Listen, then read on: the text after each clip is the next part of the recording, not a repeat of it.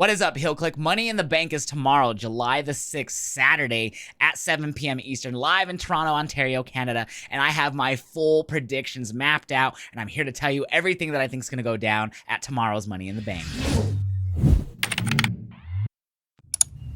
We're going to start big with the women's Money in the Bank ladder match. Now, out of all 6 of these women, we have 2 who are former WWE Women's Champions in Naomi and Io Sky. Now, of course, the majority of these women all have been champions in their own right, whether that be Women's Tag Champions, NXT Women's Champion, or WWE Women's Champion. So a lot of former champions in this matchup, but only one can walk out with that women's Money in the Bank briefcase.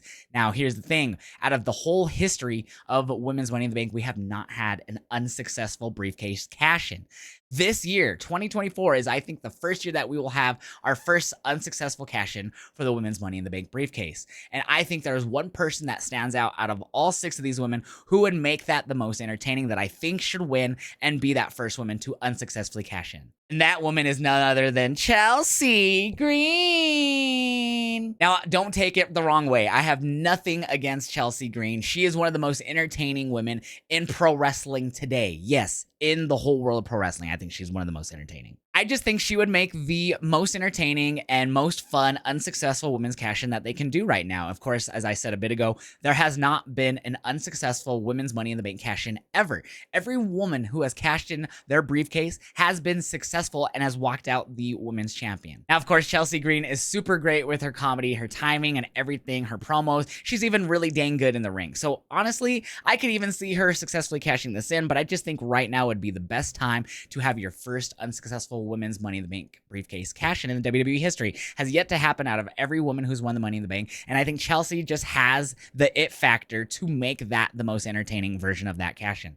Now, of course, I wouldn't hate if she was successful, but I definitely just think it would be way more entertaining for her to be the first unsuccessful woman cash-in. Let me know down in the comments, what's your thoughts about that? And as for the men's Money in the Bank ladder match, out of all 6 of these guys, every single one of them has held a mid-card title, a world title, or an NXT title. Now, of course, Jey Uso's held mid-card, same with Chad, and tag titles. Andrade has been a former mid-card champion. Carmelo, former NXT champion. Drew, the only former WWE champion. And LA Knight, yeah, the only title he's held is the $1 million title down in NXT. But all former champions in their own right. So I definitely think all 6 are deserving to be in this ladder match. Now, what do I think about this one? Will we have a successful cash-in for the men?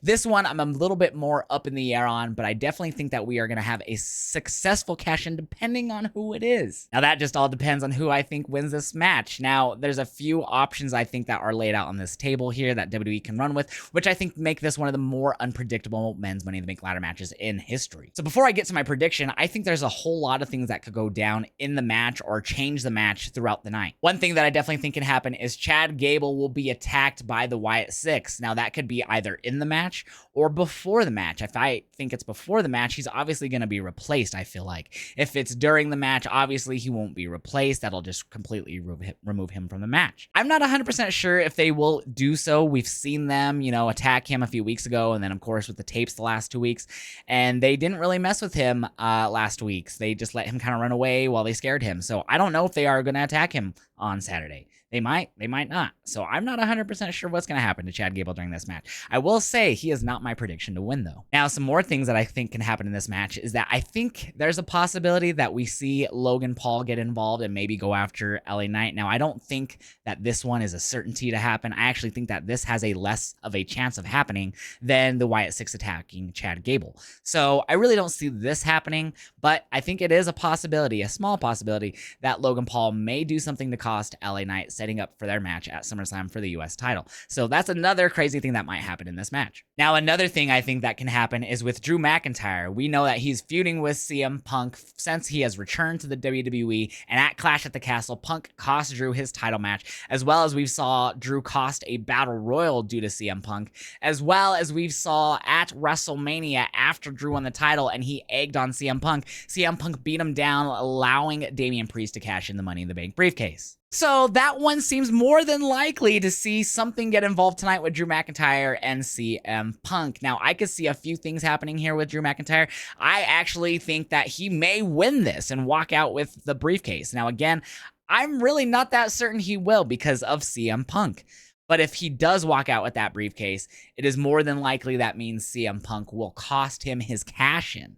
So I think that might be a little bit more intriguing than costing him the briefcase. Because if you cost him the actual title match from that briefcase, I think it just adds a whole lot more anger to Drew McIntyre. But of course, you could have it where he costs him tonight and it just leads to a match at SummerSlam if Punk is cleared. We do know he has not been wearing his big old arm sling thing. I don't know what you want to call that. But it looks like CM Punk might be cleared in the near future. So it just depends. If Punk is going to be cleared for SummerSlam, will he cost Drew at Money in the Bank? But if he's not going to be cleared for SummerSlam, then will he just cost him the cash in?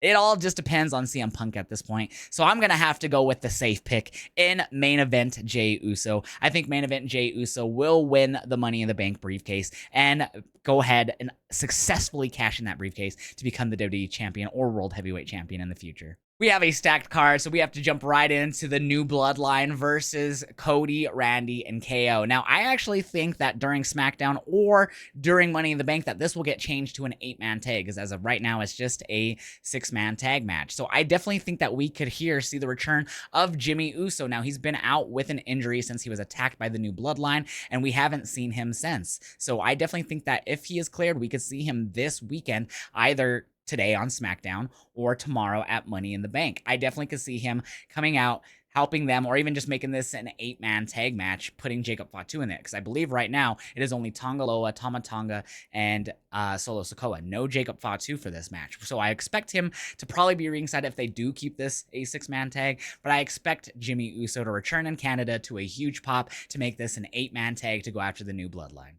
And I definitely think that the winners will end up being the Bloodline, even if Jimmy Uso returns. I think the New Bloodline need a humongous win here, and what better way to get it than over the WWE Champion? It could set up for the match at SummerSlam between Cody and Solo, which could also set up to maybe bringing Roman Reigns back to set up that old Bloodline, New Bloodline feud. I definitely would go that route personally, so I think we're getting an 8-man tag with the New Bloodline winning. The Intercontinental title will be on the line as Sami Zayn travels to Toronto, Ontario, Canada, his hometown, to defend against one of the biggest up-and-comers in the WWE in a long time in Braun Breaker. Braun Breaker has gotten so over with the Monday Night Raw crowd. His storylines with Ludwig, Sheamus, and just him causing total destruction to Ricochet and Ilya have made him over like Rover on the main roster. And I am super, super hyped to see him get an immediate title opportunity on the main roster. Now, the question is, does he walk out with the Intercontinental title? I think Sami Zayn is going to give it his best shot. We saw, of course, on Monday, he landed a haluva kick on Braun, but as well,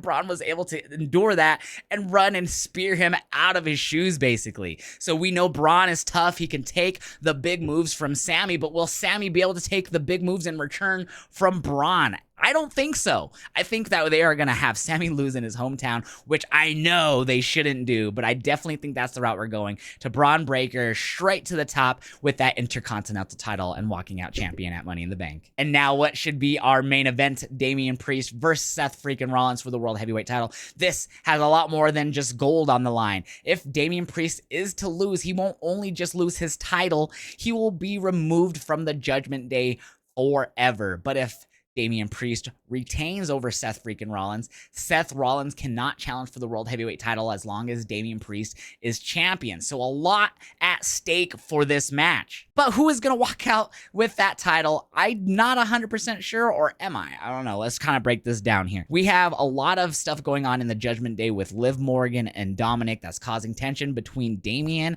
and Dom, as well as Finn and Damian. And of course, there's been tension even before this Liv Morgan stuff, even before Rhea got hurt. They have been kind of butting heads off and on for the last 6 months. So it makes me wonder, there's a lot of things that can happen here. Will Finn Balor get involved trying to help Damian, but somehow in the end accidentally costing him the title, thus leading him to leaving the faction? I think that's a possibility.